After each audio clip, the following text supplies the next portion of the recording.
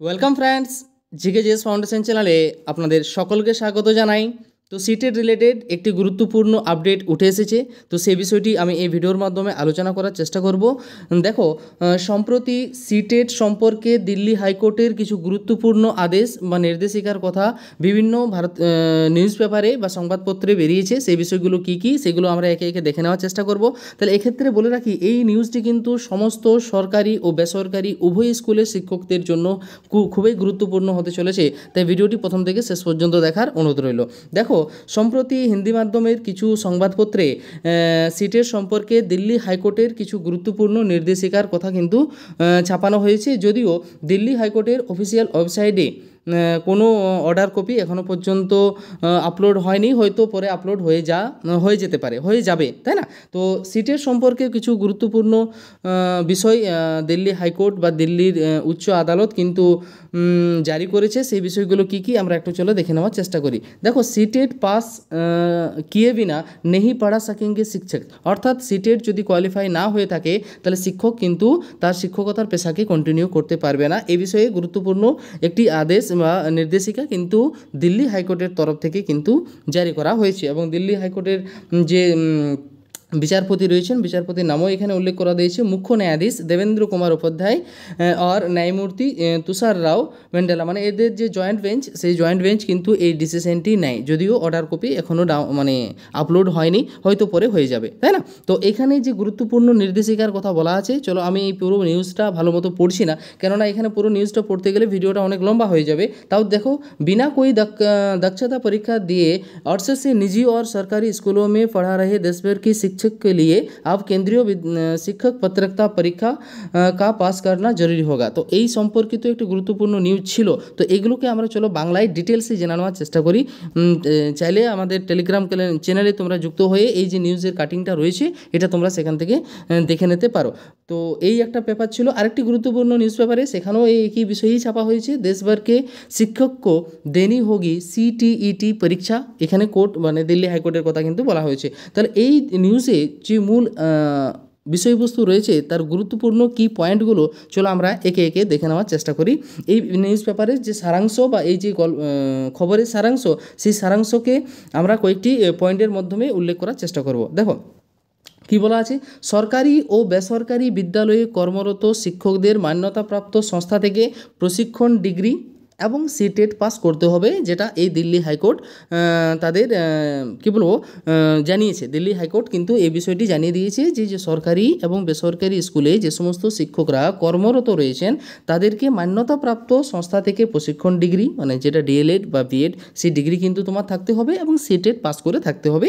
এই বিষয়টি কিন্তু দিল্লি হাইকোর্ট জানিয়েছে।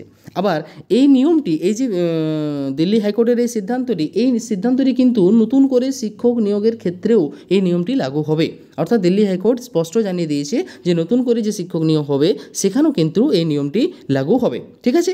এবং 4 সপ্তাহের মধ্যে এনসিটিকে এই বিষয়ে কিন্তু রিপোর্ট জমা দিতে বলা হয়েছে, কেননা এই কর্মরত শিক্ষকদের সংখ্যা প্রায় 5 লক্ষের কাছাকাছি এবং এই 5 লক্ষ শিক্ষককে পুনরায় সিটেট পরীক্ষা দিতে হবে এবং তাদেরকে যদি কারো ডিগ্রি না থেকে থাকে প্রশিক্ষণের ডিগ্রি, তাকেও সেই ডিগ্রি অর্জনের জন্য সুযোগ কিন্তু দেওয়া হবে।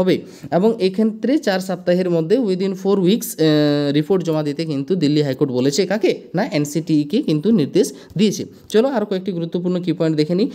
যদিও পরবর্তী হাইকোর্টের শুনানির ডেট রয়েছে 14 মে 2025, অর্থাৎ এই যে বিষয়টি, এই বিষয়ে কিন্তু পরবর্তী শুনানি দিল্লি হাইকোর্টেই হবে 14 মে 2025-এ।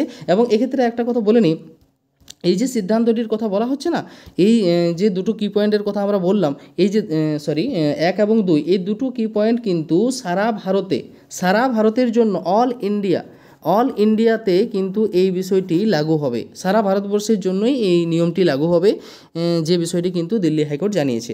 পরবর্তী হাইকোর্টের শুনানির ডেট রয়েছে 14 মে 2025। এক্ষেত্রে কিছুগুলো প্রশ্ন তোমাদের মনে ঘোরাফেরা করছে যে স্যার, সিটেট এবং স্টেট টেট এই বিষয়ে কিছুদিন আগে মহামান্য আমাদের সুপ্রিম কোর্ট একটি নির্দেশিকা জারি করে যে সিটেটের প্রাধান্য নয়, যদি রাজ্য সরকার স্টেট টেট নিয়ে থাকে তাহলে সেই রাজ্যে স্টেট টেটেই প্রাধান্য পাবে। এই বিষয়ে একটি গুরুত্বপূর্ণ নির্দেশিকা আমাদের মহামান্য সুপ্রিম কোর্টের কাছ থেকে আমরা পেয়েছি। তাহলে স্যার এখন যে বিষয়গুলো এই নিউজ পেপারের যে পেপার কাটিং বা দিল্লি হাইকোর্টের যে ঘোষণা বা নির্দেশিকা সেখানে উঠে আসছে যে সবাইকে সিটেট কোয়ালিফাই করতে হবে। দেখো এখানে একটা পার্সোনাল আমি ওপিনিয়ন বলি, যেহেতু বিষয়টি এখনও বিচারাধীন রয়েছে এক, দ্বিতীয়ত সুপ্রিম কোর্টের একটা অর্ডার রয়েছে যে সিটেটের থেকে স্টেট টেট ভ্যালু যদি কোনো রাজ্য সরকার চায় স্টেট টেটকে মান্যতা দিতে তাহলে অবশ্যই সেই রাজ্যে স্টেট টেট আগে মান্যতা পাবে।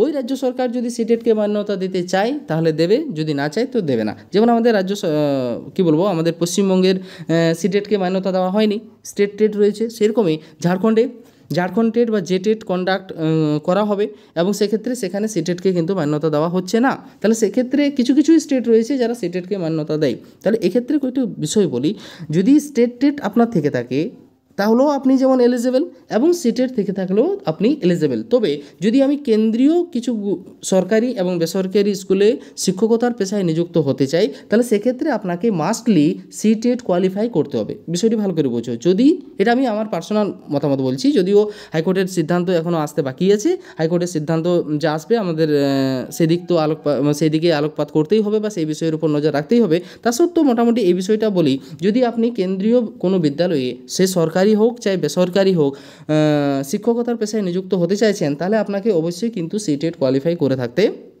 হবে।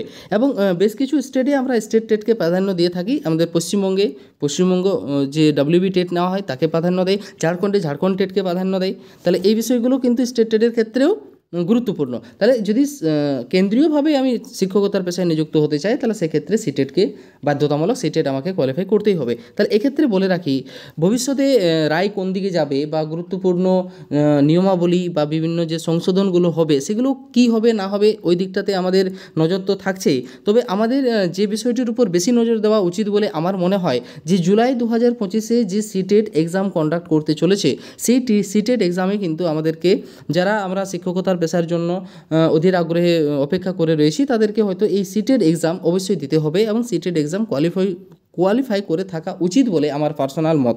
কেননা ভবিষ্যতের সিদ্ধান্ত কী হবে, হাইকোর্টের সিদ্ধান্ত, মহামান্য সুপ্রিম কোর্টের সিদ্ধান্ত কী হবে সে বিষয়ে আমাদের তো নজর রয়েছে। কিন্তু হ্যাঁ, আমরা যেটুকু করতে পারি সেটা হচ্ছে সিটেট জুলাই মাসে যে সিটেট কন্ডাক্ট হবে সেই পরীক্ষাটি আমাদের অন্তত ভালোভাবে দেওয়া উচিত এবং পরীক্ষায় পাস করে থাকা উচিত। কেননা সরকারি এবং বেসরকারি যদি কেন্দ্রীয় বিদ্যালয় হয় বা কেন্দ্রীয় স্কুল হয় তাহলে সেক্ষেত্রে সিটেট তো মান্যতা রয়েছে। পাশাপাশি যে কোনো রাজ্য সরকারও হয়তো ভবিষ্যতে কী হবে না হবে জানা নেই, তো অন্তত সিটেট কোয়ালিফাই করে থাকা আমাদের উচিত বলে মনে হয়। তাহলে যেহেতু জুলাই মাসে সিটেটের এক্সাম রয়েছে, প্রিপারেশন তোমরা শুরু করে দাও। তো এই ছিল একটি গুরুত্বপূর্ণ আপডেট বা গুরুত্বপূর্ণ নিউজ। যদি তোমাদের কোনো কমেন্ট থেকে থাকে, কোয়ারিজ থেকে থাকে তো অবশ্যই তোমরা কিন্তু কমেন্টে জানাতে ভুলো না। এবং ভিডিওটি যদি ভালো লেগে থাকে অবশ্যই লাইক করো, চ্যানেলে প্রথম হয়ে থাকলে চ্যানেলকে সাবস্ক্রাইব করতে ভুলো না। ওকে, থ্যাংক ইউ।